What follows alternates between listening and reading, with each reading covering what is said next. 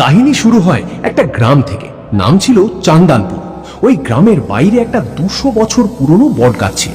লোকেরা বলতো প্রতি পূর্ণিমার রাতে ওই গাছ থেকে একটা মেয়ের কান্নার আওয়াজ আসতো। কিন্তু আরেকটা বিষয় ছিল যেটা পুরো গ্রামকে ভয়ের মধ্যে রাখতো। ওই বট গাছে একটা সোনা রঙের মুখোশ ঝুলতে থাকতো। যদি ওই মুখোশটা কেউ ছুঁইতো বা ওর কাছে যেত, ঠিক 7 দিন পর ওই মানুষটা গ্রাম থেকে গায়েব হয়ে যেত। না তাকে জীবিত পাওয়া যেত, না ওর লাশ পাওয়া যেত। এই গ্রামের শহর থেকে একটা ছেলে এসেছিল, আরিয়ান।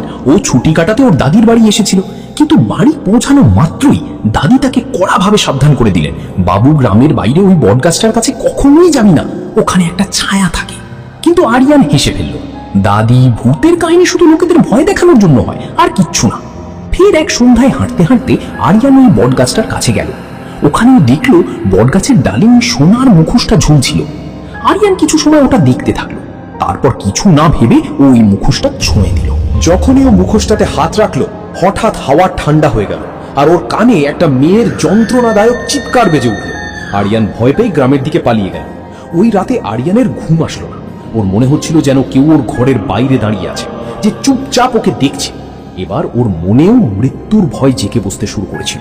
তারপর সকালে আরিয়ান গ্রামের সব থেকে পুরনো পূজারীকে জিজ্ঞাসা করলো, বাবা, ওই বটগাছের সত্যিটা কি? এটা শুনতেই পূজারী ভয়ে কাঁপতে কাঁপতে বলল, বাচ্চা, ওই গাছ থেকে দূরে থাকো, ওটা গাছ না, ওটা একটা জেগে থাকা অভিশাপ।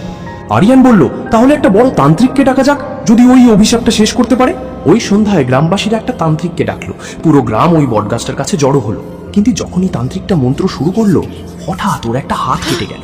তান্ত্রিক মাটিতে পড়ে গেল আর ভয়ে চিৎকার করে উঠল, এটা কোনো সাধারণ আত্মা না, ও ন্যায় বিচার চায়। এটা বলে তান্ত্রিক ওর জীবন বাঁচিয়ে ওখান থেকে পালিয়ে গেল। এবার পুরো গ্রামে ভয় আরো গভীর হয়ে গেছিল।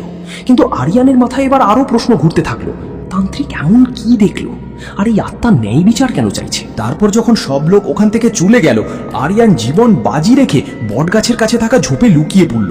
রাত ধীরে ধীরে গভীর হতে লাগলো, আর ঠিক মাঝরাতে ও দেখলো ওই গাছের ভিতর থেকে একটা মেয়ে বাইরে বেরালো।